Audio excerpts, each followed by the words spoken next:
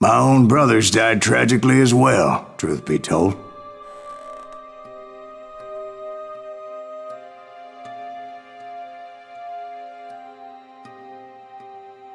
It was 1868, and me and my older brothers were pulling a tidy profit running cattle into Juarez, Mexico. One night after my brothers retired for the evening, I found a little poker game in a cantina with a couple of cowboys. And I just couldn't lose. I even won an old Spanish coin that had to be 100 years old.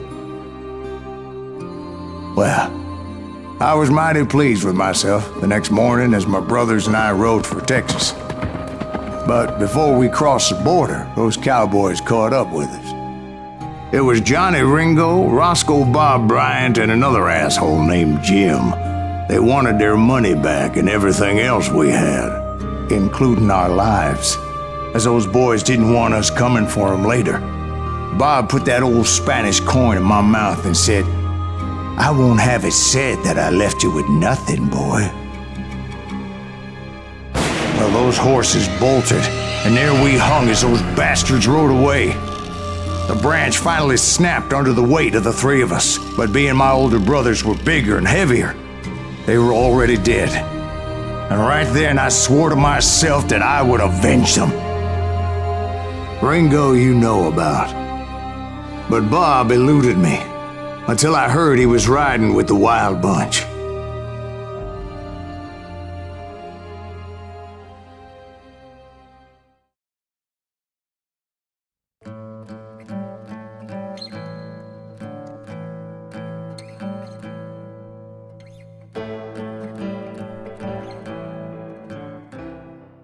I'd been on their trail for months, ever since they left their hideout in the Bighorn Mountains. Led by Butch Cassidy, they were a loose association of outlaws who robbed banks and trains from Colorado to Montana. Among them was the Sundance Kid, and that murderous hombre I was tracking, Roscoe Bob Bryant. Were you a part of that giant Pinkerton posse after the Wild Bunch? No, boy. A circus like that would have slowed me down. Besides, I wanted Bryant all to myself. I'd heard about a large shipment of gold being transported to Wilcox, Wyoming on the Overland Flyer. I figured the Wild Bunch would likely hit such a treasure, and by God, I figured right.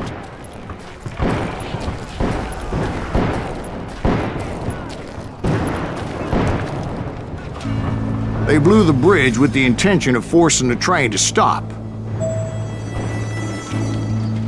Well, I assumed the Wild Bunch was likely in the still intact part of the train high above, so I had no choice but to make my way up through the passenger cars dangling down.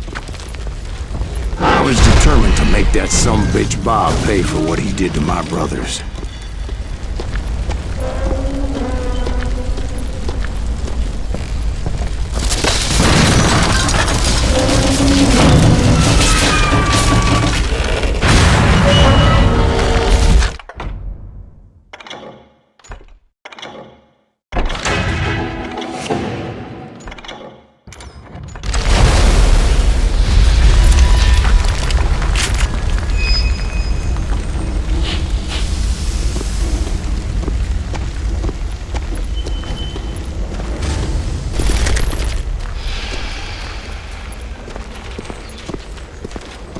Ears are still ringing from blowing up that ridge. What'd you say? I can't hear a goddamn thing. Well, I made my way off unscathed and came upon a few members of the gang and had no choice but to dispatch them. From there, I had to negotiate an even more precarious route. But first, I would need to get my ass out of there.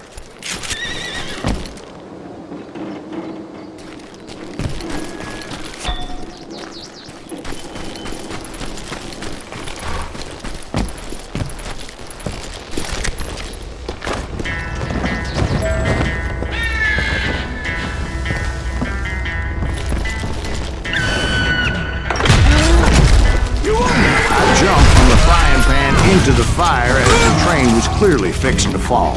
I had found the gang, but in order to find old Bob, I needed to fight my way forward past a whole passel of desperados.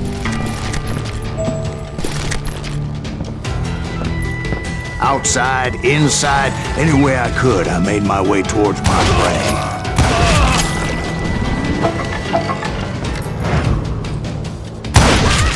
Well, what about the passengers?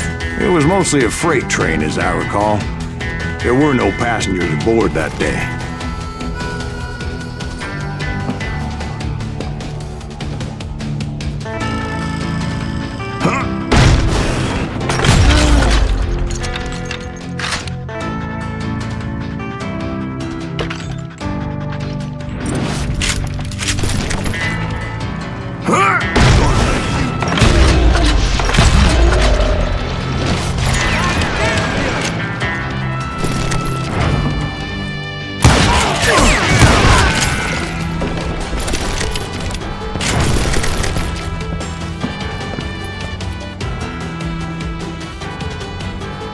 As I mentioned before, I am not fond of heights, but I was too busy dodging bullets to worry about falling to my death.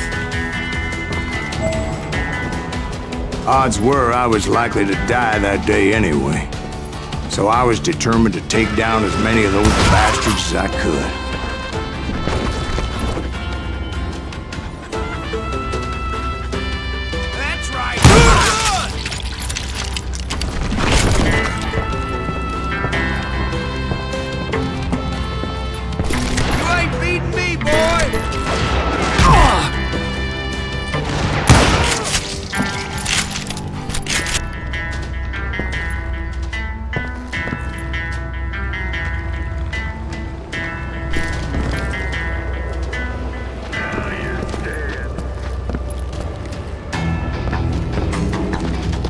Times it was like shooting ducks in a shooting gallery.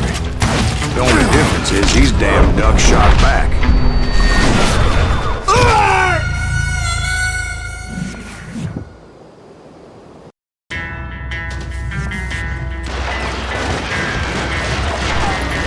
You have to do everything!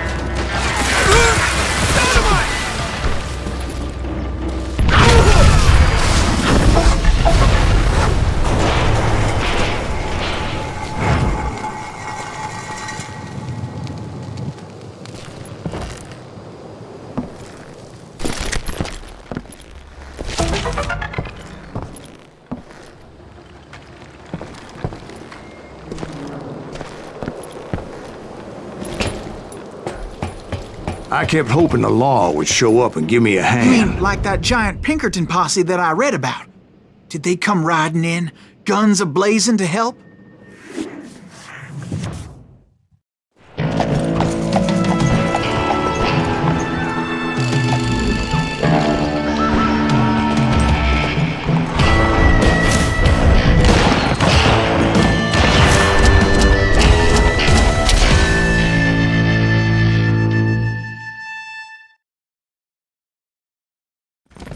Help?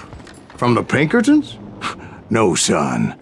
I had to fight the wild bunch all by my lonesome, as usual. Who the hell is that? He's out of here! Take cover! Retreat! Retreat!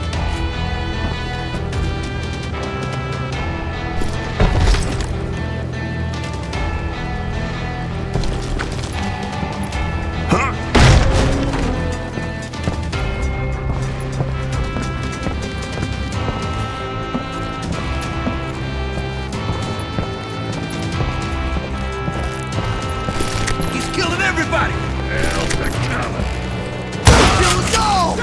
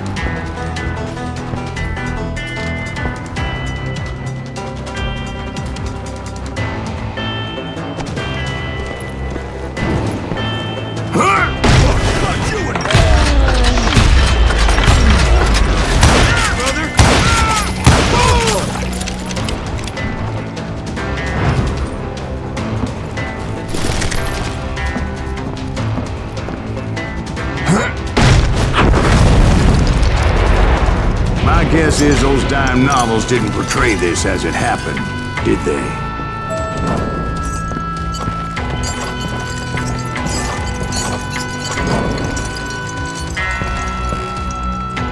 Only a few stragglers were left. I had to cut them down pronto if I was going to stay on old Bob's trail. You know who we are!